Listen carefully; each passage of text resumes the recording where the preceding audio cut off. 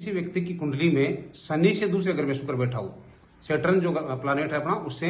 अगर अगले हाउस में अगले घर में जो है वो शुक्र बैठा हुआ है, तो आप ये मान के चलो कि उस व्यक्ति के पिता जो हैं उसके बहुत सारे दुश्मन इस दुनिया में होते हैं। यदि किसी जातक की कुंडली में शुक्र और मंगल दोनों इकट्ठे हों, किसी भी भाव में हो सकते हैं, वो शुक्र और मंगल दोनों इकट्ठे हों, तो उस जातक का जो स्पाउस है, अगर वो पुरुष है तो उसकी पत्नी, और यदि वो लड़की है तो उसका पति नेटिव पैलेस से हो सकता है, यानी अपने मूल निवास से हो सकता है। यदि किसी जातक की कुंडली में, लगन कुंडली में, विशेषकर ध्यान रखना लगन कुंडली की बात ज्यादा करता हूं मैं, लगन कुंडली में सूर्य और गुरु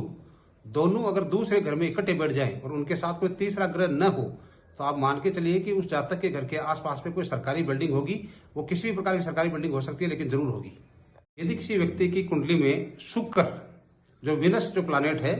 वो मंगल की राशि में, एक अथवा आठवीं राशि में, एक राशि यानी मेष राशि और आठवीं राशि में तो वृश्चिक राशि, इन दोनों राशि में किसी भी राशि में बैठ जाए, तो उस व्यक्ति की शादी उसके जानकार परिवार में होती है या उसके नजदीकी रिश्तेदार में होती है।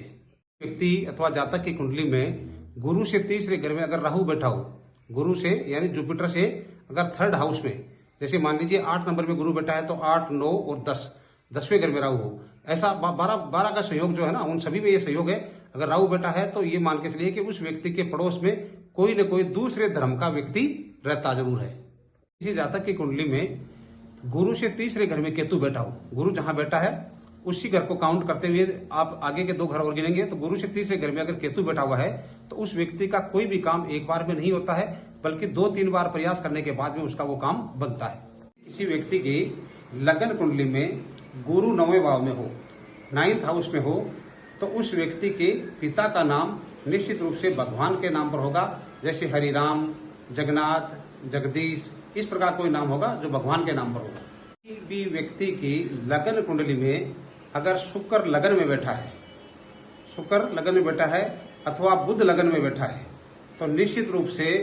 हंसते समय उस व्यक्ति के गालों में गड्ढे पड़ेंगे, यानी डिम्पल्स पड़ेंगे, या फिर गाल जो है वो उठे हुए होंगे, थोड़े ऊंचे गाल होंगे।